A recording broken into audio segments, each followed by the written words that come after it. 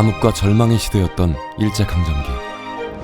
일제 통치자들의 눈에 불어나기 이를 데 없는 한 집안이 있었다. 수배와 망명, 고문과 독살로 점철된 불량한 조선인 집안. 그러나 오늘 우리는 이 일가를 애국열사 가문이라 부른다. 대한민국이 애국지사 혹은 독립운동지사로 이렇게 추대하는 분이 6명이나 나올 정도로 이분들의 그 가족사는 그것이 그 자체가 이 한국의 근대사 내지는 독립운동사의 중요한 과정이었다. 가족 대부분이 항일 독립운동에 투신할 수밖에 없었던 시기. 대한제국 최초의 국비 여자 유학생으로 동경 유학길에 올랐던 한 조선 처녀. 그녀는 왜 동경 유학을 떠났으며 이후 어떤 삶을 살았는지 그녀의 인생을 따라가 본다.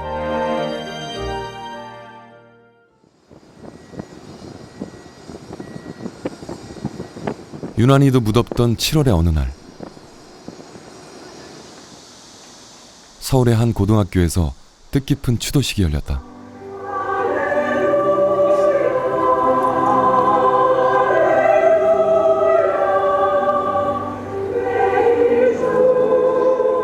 이제는 역사 속 인물이 돼버린 한 스승을 기리는 자리.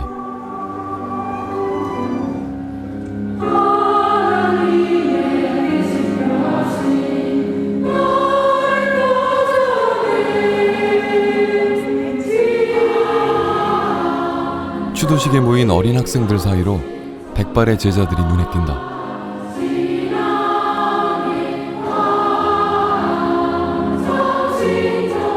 스승을 떠나보낸 지도 벌써 31년.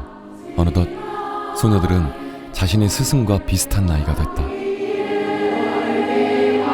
함께한 시간만큼 긴 이별의 시간. 많은 세월이 흘렀지만 이들에겐 언제나 그리운 이름. 김필예. 일본 여학생들 사이에서도 유독 한복을 고집했던 대한제국 최초의 국비 여자 유학생이다.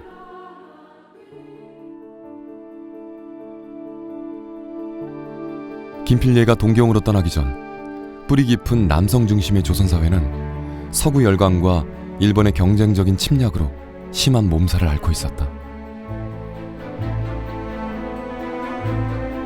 나라의 운명이 위태로운 상황에서 김필예의 유학은 그만큼 세간의 관심을 끌었다. 1908년 한말의 대표적인 민족지 황성신문에 김필예의 동경 유학을 알리는 기사가 실린다.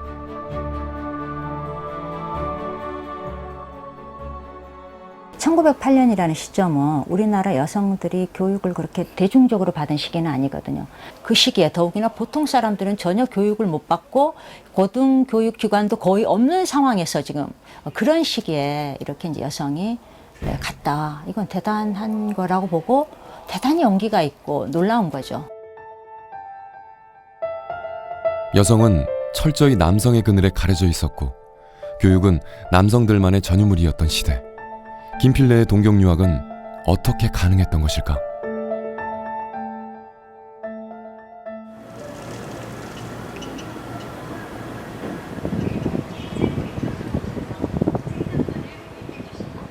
한반도를 둘러싸고 세계 열강들의 치열한 세력 다툼이 계속되던 19세기 말, 외세의 개항 요구에 시달리던 조선은 1876년 부산항을 시작으로 원산항, 인천항을 연달아 개항한다. 그리고 얼마 지나지 않아 조선에는 거센 개화의 바람이 불어닥친다.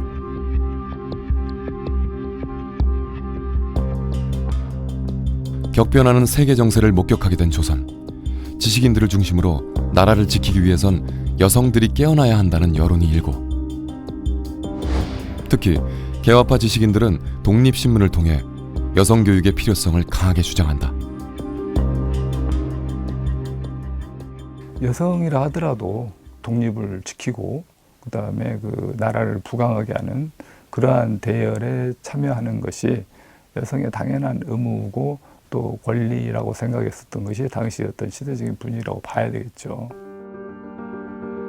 조선을 찾은 푸른 눈의 선교사들 역시 모든 인간은 평등하다는 사상을 전파하며 조선 여성들을 주목한다.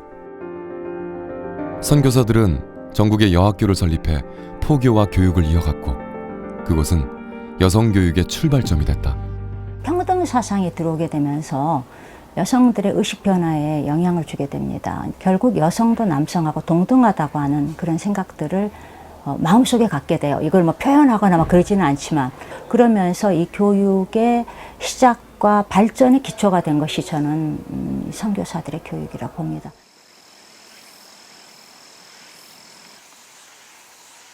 우리나라 최초의 교회가 세워진 황해도 장영군 소래마을은 김필례가 태어난 곳. 소래교회를 세운 서상륜의 조카와 김필례의 언니가 혼사를 치렀을 만큼 그녀의 집안은 일찍이 개신교를 받아들였다. 어려서부터 교육의 기회를 잡을 수 있었던 김필례는 막내 오빠 김필순의 영향을 받으며 성장한다. 제중원 의학교를 졸업한 김필순은 우리나라 최초로 면허를 받은 의사. 특히 김필순 선생님은 부산 안창호 선생님과 의형제 관계입니다. 신민회의 가장 유력한 인물이었고요. 그래서 신민회가 주관했었던 독립운동 기지 개척운동이라든가 이상촌 건설운동이라든가 이런 것을 직접 하셨습니다. 가족들의 지지와 오빠 김필순의 도움으로 당시 여성으로서는 드물게 학업을 지속할 수 있었던 김필례. 1907년 그녀는 조선의 근대 여학교인 정신여학교의 첫 졸업생이 되고 마침내 1년 후 18 꽃다운 나이에 현해탄을 건넌다. 일본을 더 자세히 알아야 된다. 새로운 서방 세계의 문물을 일본을 통해서 받아들이는 것이죠. 동경은 서구 근대 지식과 문화를 익힐 수 있는 통로. 김필례는 중등교육기관인 동경여자학원에 입학해 실력 쌓기에 몰두한다. 김필례에 이어 조선의 많은 여성들이 신교육을 받기 위해 동경으로 건너왔고 그 중에는 김필례의 조카 김마리아도 있었다. 당대 최고의 여성 지식인이었던 여자 유학생들은 자신들만의 모임을 조직한다. 1915년 4월 3일 날 10명의 여자 유학생이 모여가지고 동경여자 친목회를 조직을 했습니다. 그리고 김필례 선생을 회장으로 모셨어요. 동경여자 유학생 친목회. 여자 유학생들의 친목단체로 시작된 이 모임은 점차 서로의 지식을 교류하고 조선 여성들의 교육과 계몽을 이끌어가는 조직으로 발전한다. 식민지 조선 여성의 문제는 남성의 문제와는 좀 별개의 또 문제가 있는 것이다. 그러니까 여성 문제를 결국은 이제 궁극적으로 얘기하기 위해서는 결국은 따로 조직이 필요하다고 생각을 한 거예요. 대외적으로는 민족 독립과 부강, 부국이라고 하는 어떤 그러한 시대적인 과제에 맞서면서 대내적으로는 가부장제 질서라고 하는 전통적인 이 억압 구조 자체에 도전을 하고 그것을 민주적이고 근대적인 것으로 바꾸는 것, 이러한 과제가 부여됐다라고 할 수 있는 측면에서 보자면 기본적으로 여성이 안아야 했던 어떤 시대적인 과제라고 하는 것은 이중적이고 남성에 비해서 훨씬 더 복합적이고 또 무거운 것이었다. 민족의 문제와 더불어 조선 여성들의 열악한 삶에 대해 고민하던 동경여자 유학생 친목회는 1917년 자신들의 목소리를 담은 여성 교양지 여자계를 발행한다.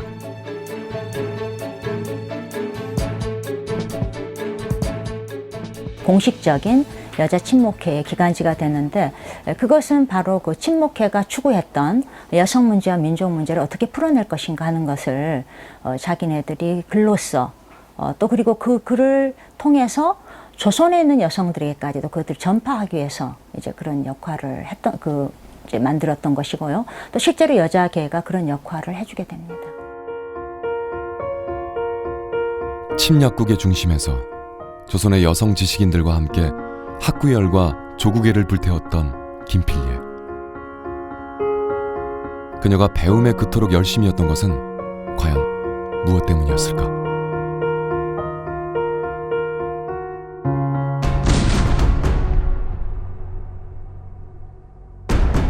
러일 전쟁에서 승리한 일본은 1905년 을사늑약을 맺어 끝내 조선의 주권을 침탈한다. 일본은 본격적인 조선 침략에 앞서 대한제국의 군대 해산을 명령하고 군대 강제 해산 소식에 울분을 참지 못한 제1대 대장 박승환 참모를 자결하는 사건이 벌어진다. 분노한 조선군이 저항하며 일본군과 전투를 벌이지만 부상자와 사망자만 속출한다.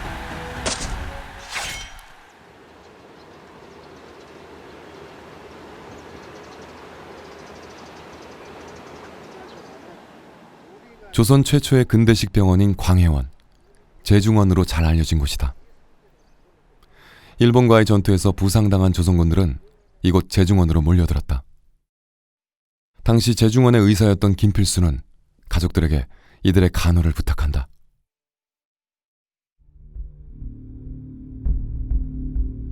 김필순의 요청으로 부상당한 군인들을 간호하게 된 김필예와 조카 김마리아.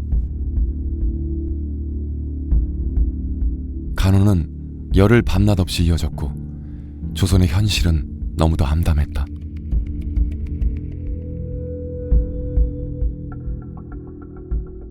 군대 해산은 그야말로 충격적이었죠. 왜냐하면 대한제국의 군인들이 군대를 해산당했지만 그들이 저항을 위해서 이 무기를 들고 시가전을 벌릴 때 이미 그것을 예상했던 일본군들에 의해서 이제 살해당하죠. 그리고 많은 군인들이 이제 죽음을 당하게 되는데요. 당시 김필래 선생님의 글에 의하면은 당시 이제 새벽부터 비가 내리기 시작했고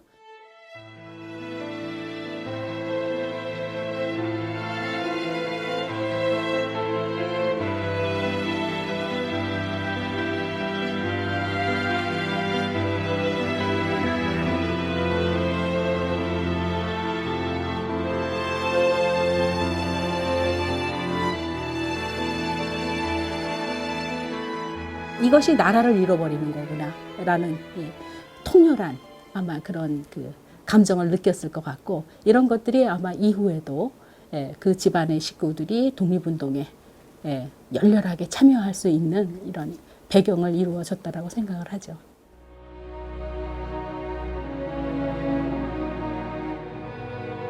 기울어져가는 민족의 명운을 직접 목도했던 김필예와 가족들.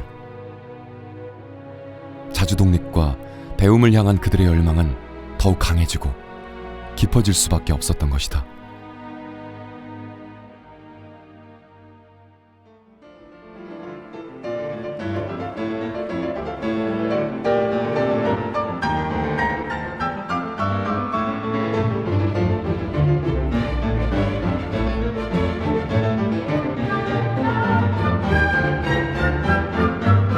근대 문화유산의 산실, 광주 양림동.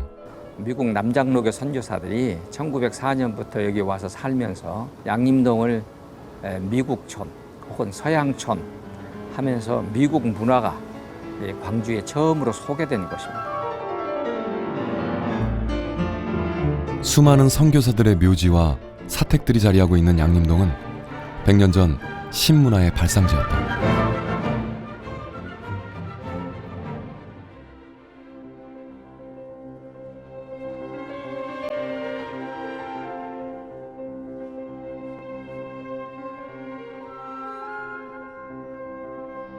오웬 기념각은 양림동을 대표하는 근대문화유산 중 하나. 1920년 김필래는 이곳에서 피아노 독주회를 열었다. 광주 최초의 독주회였다. 동경에서 배운 피아노 실력으로 여성 교육에 필요한 기금을 마련하곤 했던 김필예. 그런데 그녀는 언제 어떤 이유로 연고도 없는 광주에 오게 된 것일까?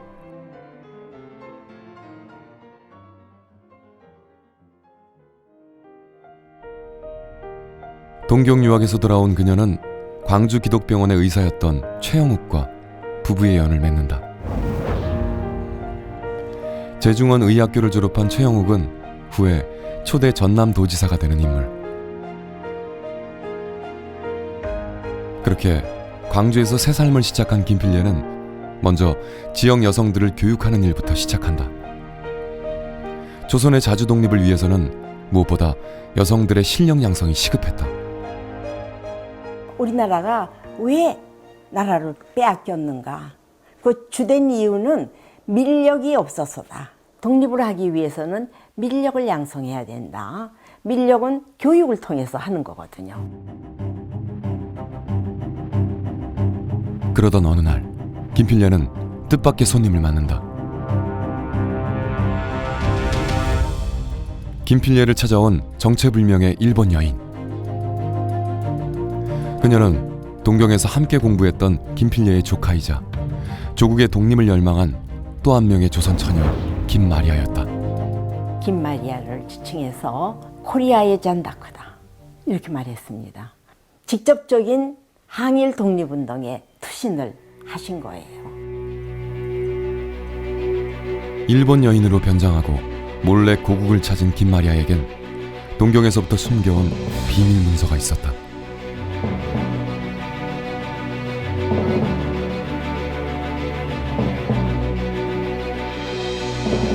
28 독립선언서. 1919년 동경의 남녀 유학생들은 조선의 독립을 선언하며 민족의 자결권을 요구하는 선언서를 작성한다. 그리고 2월 8일 일본의 심장부 동경에서 이를 선포한다.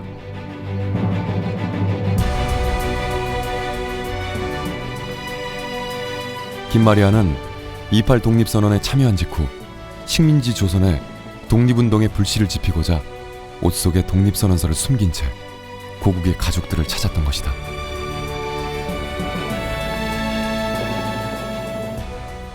대개 그들은 연고지를 찾아가서 활동을 합니다. 고모부 병원 지하실에서 이거를 인쇄를 해가지고.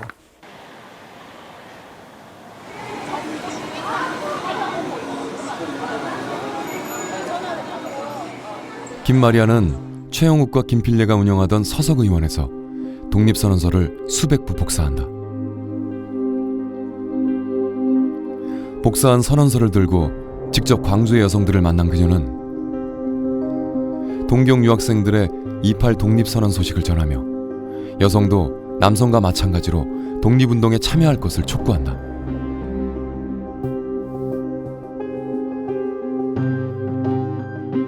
식민지 민초들의 만세 물결이 조선을 휩쓴 1919년 3월, 기생부터 어린 학생까지 전국의 수많은 여성들이 만세운동에 동참한다. 진신의 교사, 또 홍승애 이런 분은 다 이게 학생이에요. 송승애는 이런 분들은 여자들이고, 또 여기에 최경애, 박영자 학생입니다. 학생으로서 모두 참여를 했죠. 3.1 만세운동은 지역 여성들의 삶에도 일대 전환점을 안겨줬다. 여성들이 그 경험을 하게 되는 거죠. 만세운동의 경험을 하게 돼요. 그래서 이 3.1운동을 경험했던 여성들은 굉장한 나름대로 어떤 그 민족의식 같은 것들, 그러니까 전에 자기가 가지고 있었던 것보다 훨씬 고양된 민족의식을 갖게 되는 거죠. 그렇기 때문에 그것들이 하나의 계기가 되어가지고 전국적으로 여성단체들도 만들어지게 되고 여성들이 거기에 이제 적극적으로 참여를 하게 되는 그런 계기가 됩니다. 3.1 만세운동과 대한애국부인회를 이끌며 항일 독립운동에 투신했던 김마리아. 하지만 그녀는 결국 보안법 위반 혐의로 기소돼 일제의 갖은 악형과 고문으로 병을 얻게 된다. 조카의 투병에 마음 아파할 겨를도 없이 김필례는 3.1 만세운동이 일어났던 그 이듬해 첫 아이를 병으로 잃는다.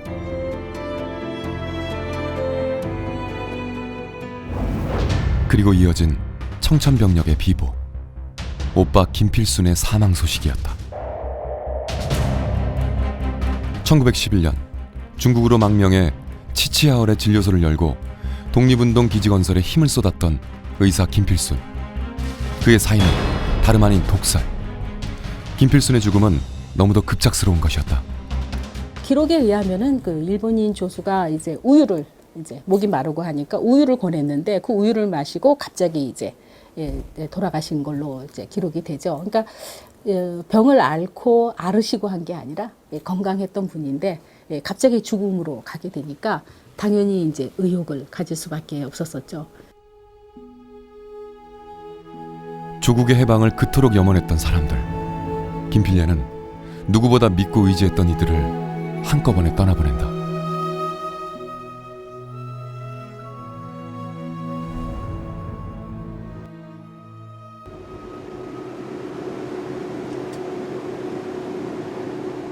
김필례의 다음 행보는 한 여성단체에서 발견하게 된다.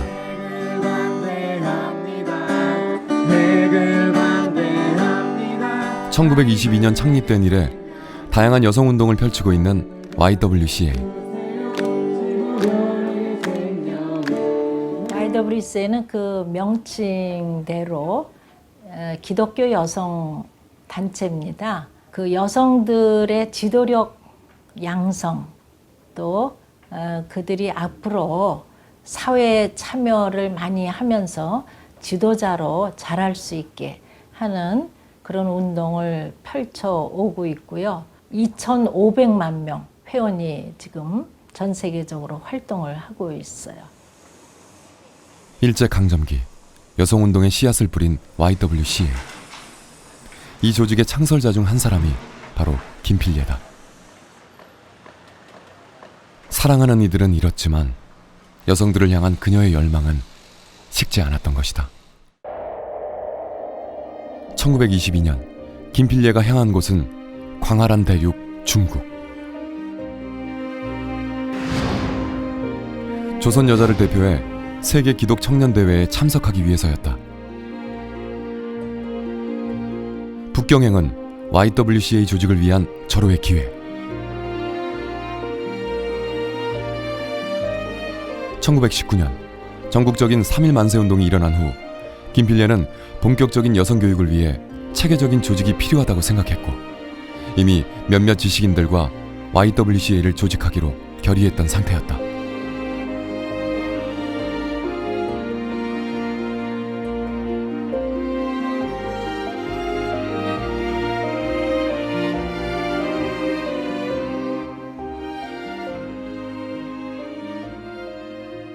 자발적이고 사적인 측면에서 그 조선인만에 의해서 뭔가 어떤 조직을 만들고 운영을 해보자라고 하는 어떤 그러한 시도들이 무수하게 있었지만 오래 지속되지 못하고 계속 어떤 그 성세를 거듭하는 어떤 그러한 패턴을 보였는데, 그런 측면에서 기독교가 가지고 있는 장점은 지속적인 어떤 제도와 자원을 안정적으로 공급해 줄 수 있었다라고 하는 것이죠. 일본 연맹에 귀속되지 않고 조선만의 독립된 조직을 만들고자 했던 김필례는 북경에 도착해 세계 대표들을 설득해 나간다. 하지만 일본의 동의가 필요하다는 대답만 돌아올 뿐이었다.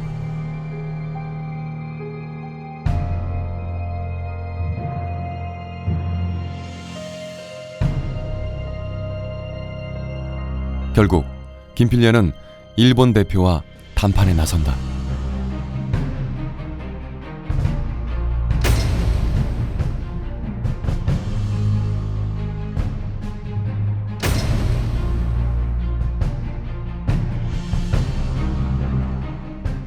양국의 입장 차이만 확인한 그녀는 3.1 만세운동 직후에 벌어졌던 일제의 만행을 지적한다. 바로 제암리 학살 사건.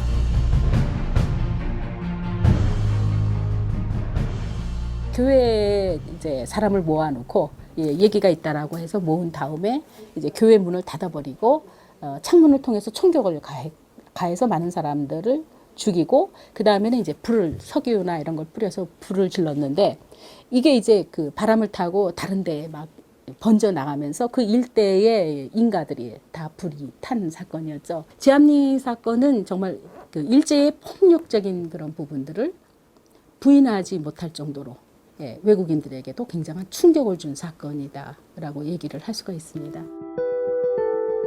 제암리 학살 사건은 일본 기독교인들에게도 씻을 수 없는 치부였다.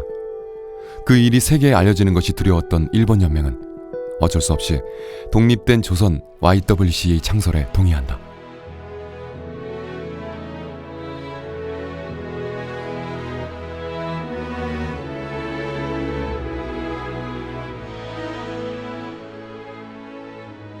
여성들의 계몽과 사회 참여의 길을 열고자 했던 곳.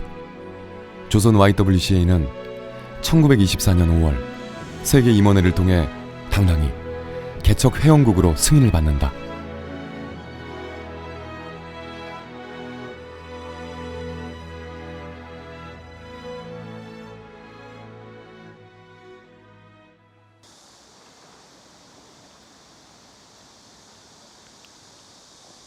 서울 정신여자고등학교, 김필례의 모교이자 그녀가 후학들을 양성했던 이곳에는 김필례의 흔적과 정신이 남아있다.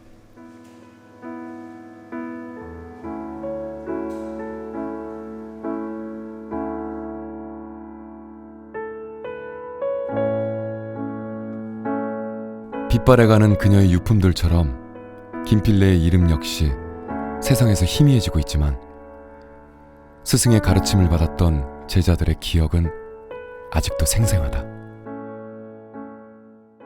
항상 한복을 입고 계셨어요. 항상 한복에다가 안경을 쓰시고 뭐라 그럴까 전통적으로 흐트러지지 않는 그러면서 동시에 내게 있어서는 뭐 굉장히 하나의 큰 산이 있는 것 같아요. 내 뒤에. 민족의 어떤 고난 앞에서도 여성 교육을 놓지 않았던 선생 김필례. 하지만 일제치하 식민지 여성의 지위는 더욱 약화되어 갔고 여성 교육은 결코 녹록지 않았다. 당시의 교육은 민족을 구원하는 지름길이자 여성 해방의 유일한 통로. 그렇기에 김필례에게 여성 교육은 그 무엇보다 중요했다.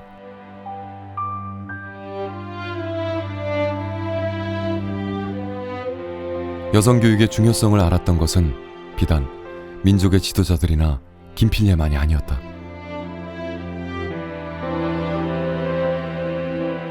일본 역시 조선 여성들의 교육에 주목했다. 특히 여성에 주목하는 이유는 바로 그거예요. 바로 아이들을 키우는 주체가 여성이다. 여성이 황국 신민이 되면 아이들은 자연스럽게 따라온다. 그러니 여성 교육을 가장 먼저 중요하게 생각을 하면서 황국 신민으로 가도록 하자. 일제 식민 교육의 요점은 일본에 충성하는 조선인으로 기르는 것이었다. 그래서 이제 여성들을 굉장히 말 잘 듣고 아주 순종하는 여성으로 키우기 위해서 굉장히 노력을 하게 되고 교과목도 다 그런 것들로 이제 바뀌게 되는 거죠. 그래서 일제시대 때 우리가 그 교육에서 보면은 굉장히 중요했던 과목들이 뭐냐면 가사 과목이에요. 가사. 식민지 조선에서 여성 교육이란 단순히 생활에 유용한 보통 지식과 기능을 익히는 것에 불과했다. 스스로의 삶을 결정하는 여성이 아닌 일제에 순응하는 양처 현모 기르기에 초점이 맞춰져 있었던 것이다.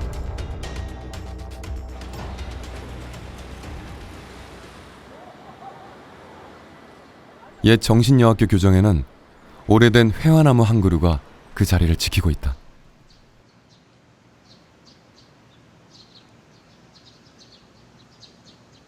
이 나무의 역사 속에는 김필례와 얽힌 일화가 새겨져 있다.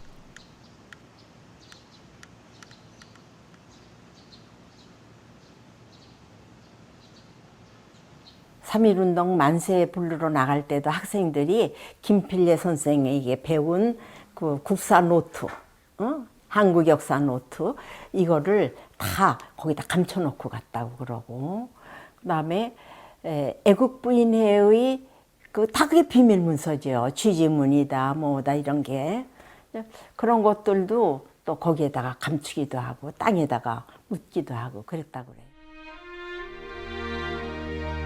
김필례는 학생들에게 교회사, 세계사, 조선 역사 등을 가르쳤다. 그녀는 역사 교육을 통해 여성들에게도 민족 정체성을 심어주고자 했다.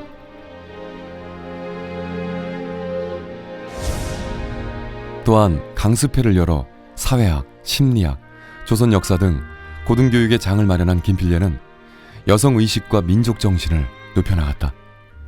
사실 한국의 독립운동이라고 하는 것은요, 총칼을 일본보다 더 우수한 총칼을 가지고 일본과 전쟁을 하는 것이 아니라 우리의 민족 정신을 어떻게 하면 지키느냐가 생명이었죠.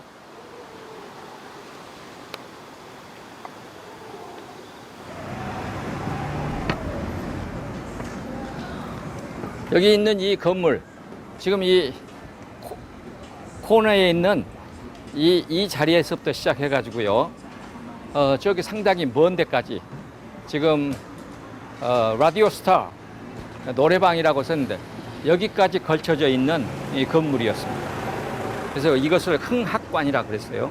여기 와서 공부했던 여성들은 이제 크게는 당시 이제 돈 많은 사람들의 부인이지만 사회적인 활동을 할 수는 있지만은 글을 모르는 사람들, 일단 그런 분들도 많이 왔고, 또 다른 부류는 진짜로 하층민의 자녀들, 하층민의 자녀로서 학교를 다닌 경험이 없는 사람들, 두 부류 사람들이 와서 야학을 했습니다. 당시 정규교육을 받는 여성은 극소수. 1920년 김필례는 야학 교육을 시작했고, 정규교육을 받을 수 없었던 지역의 많은 여성들이 야학으로 몰려들었다. 그 인기는 실로 대단했다.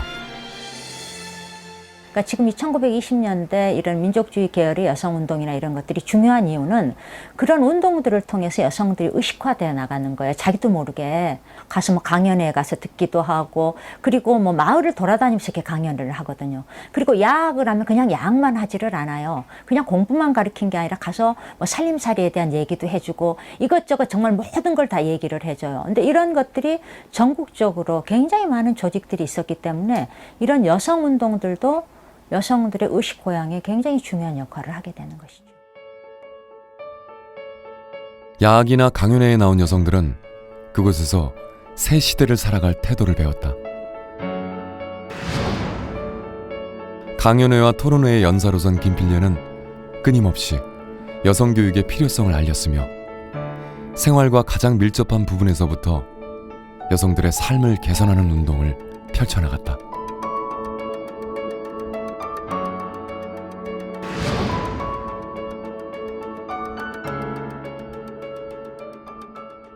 지금 보면 너무 우스운 거지만 실생활이 합리화죠.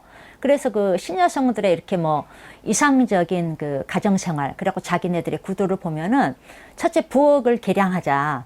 그래가지고 입식 부엌을 만들고 거기에서 이렇게 밥상을 차리는 걸 굉장히 이상적인 것으로 생각을 한 거예요. 그래서 아마 이제 그런 글들이 바로 생활에서 나름대로의 어떤 좀 개선해야 될 부분들을 이제 강조를 한 거죠. 초기 YWCA 여성운동들과 함께 김필례의 여성교육은 점점 힘을 얻어갔다. 그러나 일본 제국주의의 야욕도 더욱 거세졌다. 조선어 사용은 엄격히 금지됐고 창씨개명이 강요됐다. 우리의 역사와 문화, 민족 정신까지 말살하고자 했던 일본은 학생들에게까지 신사참배를 강요한다. 조선과 일본이 하나라고 하는 내선 일체를 주장하게 되고, 또 이제 천황을 향해서 절을 하도록 하는 동방요배, 그리고 창씨개명, 이런 것들을 주창하면서 국민 정신을 이제 하나로 결집한다는 명목하에 이제 신사참배를 강요하게 되는 겁니다. 일본 천황의 조상신들을 모심으로써 살아있는 천황을 섬기는 것, 특히 기독교인들에게 신사참배는 종교적인 결단을 요구하는 일이었다. 상당수의 기독교 신자들이 이제 신사참배 거부해서 감옥에 갔고요. 한 40명 정도가 순교하게 됩니다. 일본은 신사참배를 거부하는 인사들을 검거했고 교육자들을 파면했으며 참배를 거부하는 학교는 폐교를 시키는 등 민족정신 말살 정책을 강행해 나갔다. 일제의 강압에 일부 기독교계 학교들이 신사참배를 수능하는 상황에서 광주 수피아 여학교 교감 김필례는 학생들에게 학교 측에 신사참배 거부 결정을 전달한다. 양심 있는 기독교인들은 그거를 종교적 행위로 본 것이죠. 그래서 이것은 기독교에서 가르쳐주는 우상 숭배에 해당이 되기 때문에 이것은 10계명에도 어긋나는 것이다 해서 목숨을 바쳐서라도 저항을 했던 것이죠. 1937년 결국 광주 수피아 여학교는 신사참배를 끝까지 거부한 다른 학교들과 함께 폐교되고 김필례의 모교였던 정신여학교 역시 참배를 거부하고 폐교되기에 이른다.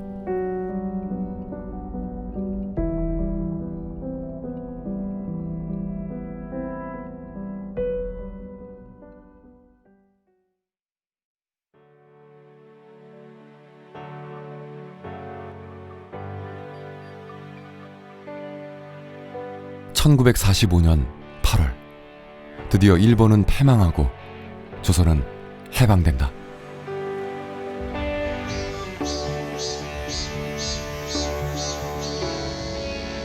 신사참배 거부로 폐교됐던 학교들은 흩어져 있던 학생들을 모아 학교 재건을 시작한다.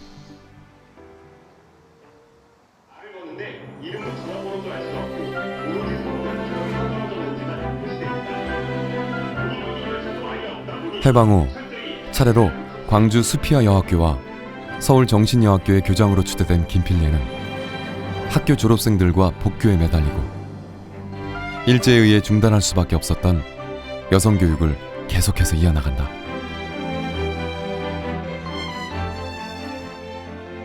내가 학교를 2학년 때 중단하게 생겼는데 나를 길을 열어주신 분이요. 그 자퇴서를 내려갔는데 형편을 들어보고 그리고 공부할 길을 열어줄 것이니까 열심히 공부하라고 그러셔서 걱정하지 마. 데리고 가더니 입학금을 내주시고 이름 이제 올려주시고 얘는 이제 정신학 고등학생이니까 얘를 어느 반에 넣으라고. 김필례는 여자아이들이 배움을 멈추지 않도록 도왔다.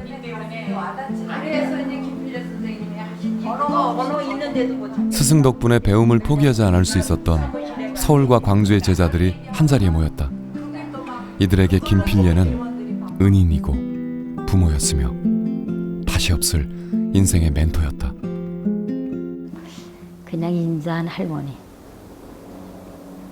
그냥 가기만 하면 반가워서 뭐든지 좀 주고 싶은데 줄 것이 없어서 답답해하는 마음. 제가 또 놀란 것이 그 교장님 상에 책에 이렇게 놓여 있잖아요. 그게 뭐냐고 내가 물으니까 졸업할 학생들의 일기라 그래요. 그 일기를 다 읽으시냐고. 그러니까 다 읽어야지요. 읽고서 코멘트 하고요. 그렇게 해준다고 그래서 야, 뭐 멋있는 교육자다. 나는 교육학을 했으니까. 후배들이 많아야 되는데 그러니까 얼굴을 뵙지 못한 사람들은 여든을 훌쩍 넘긴 이 제자는 김필례와 광주에서 인연을 맺었다. 아주 아쉬운 점이에요. 아유, 나 지금도 그런 선생님 좀 계시면 좋겠어. 없어, 그런 분. 조아라씨나 김필례 선생님이나 너무너무 우리 멘토가 되는 거예요. 아주 정말로. 제자 조규혜는 광주의 어머니라 불리는 조아라의 조카. 광주 수피아에서 공부하셨거든요. 그러는데 수피아에 그때 선생님이셔서 김필례 선생님이. 그래서 그 김필례 선생님의 교육을 받았고 나도 김필례 선생님의 교육을 받았잖아. 1947년 김필례는 광주 YWCA를 조아라에게 맡긴다. 스승의 정신을 이은 조아라는 광주의 여성운동을 이끌어갔다.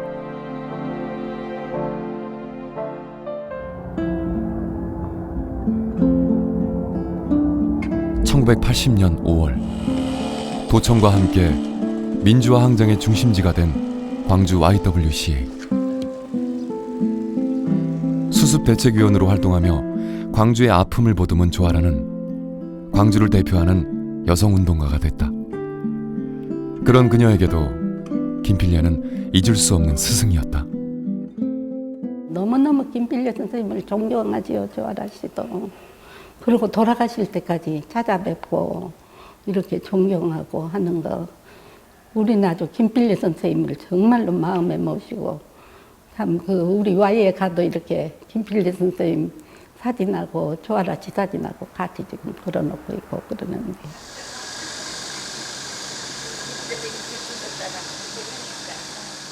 오랜만에 스승의 이야기를 쏟아놓은 제자들이 서둘러 길을 나선다.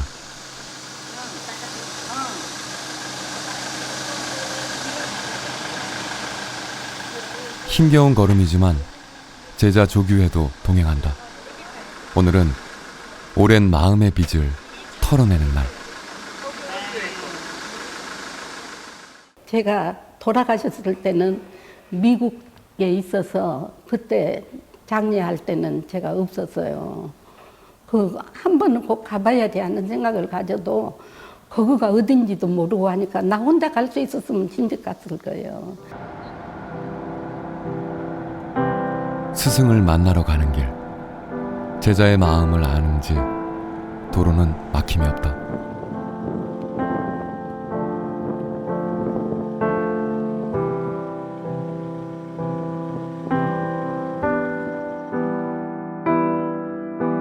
서울 외곽에 위치한 한 묘역. 이곳 어디엔가 김필례가 잠들어 있다.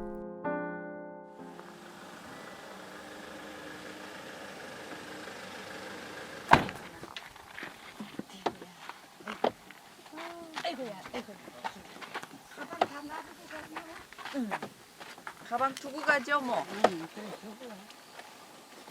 30년 만에 스승을 찾은 제자 조규회는 선생을 만날 생각에 마음이 설렌다.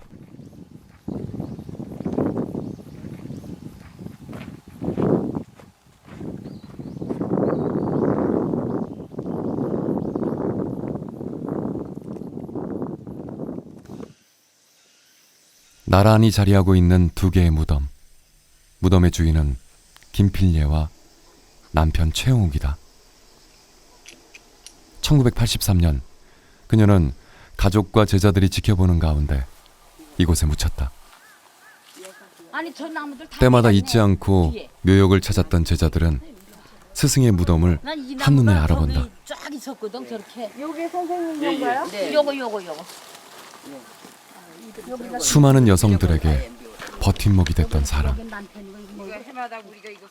제자들에게 김필례는 여전히 자신들을 지키고 있는 큰 산이다. 요가 저쪽이야.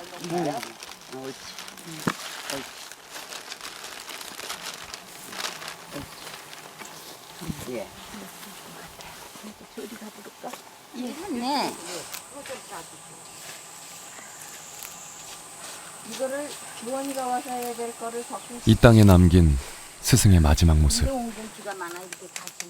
그러니까. 30년 만에 이곳을 찾은 제자는 조용히 눈시울을 붉힌다.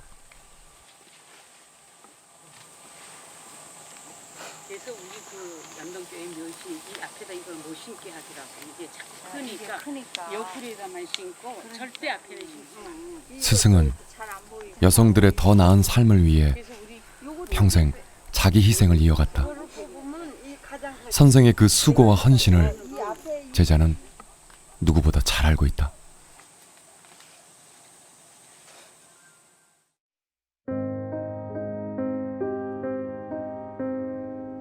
일제의 침략과 한국전쟁, 칠흑 같은 100년의 시간 동안 그녀가 꿈꿨던 것은 한 사람의 청년을 길러내는 일, 눈부신 열매를 맺는 삶이었다.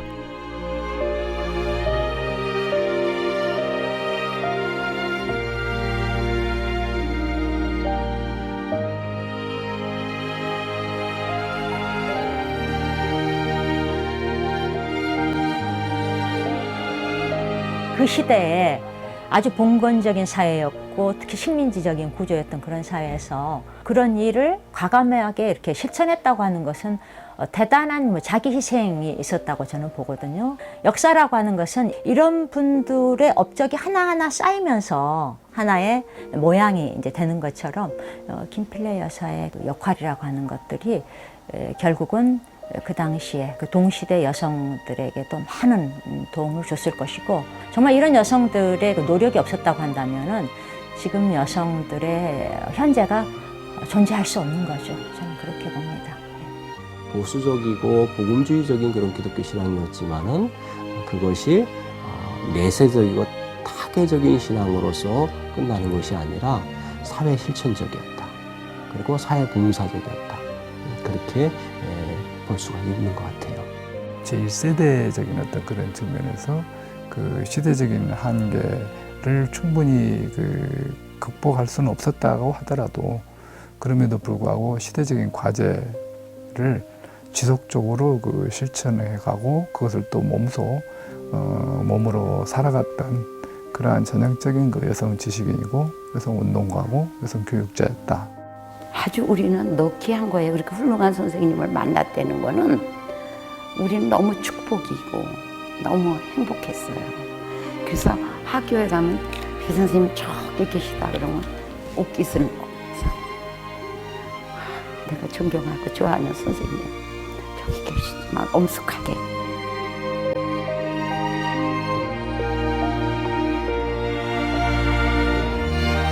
민족의 고통을 직시하고 교육을 통해 여성의 해방을 이끌었던 여성 교육가. 단 한순간도 시대적 사명을 외면하지 않았던 김필래는 이 땅에 빛나는 유산을 남긴 우리들의 영원한 스승이다.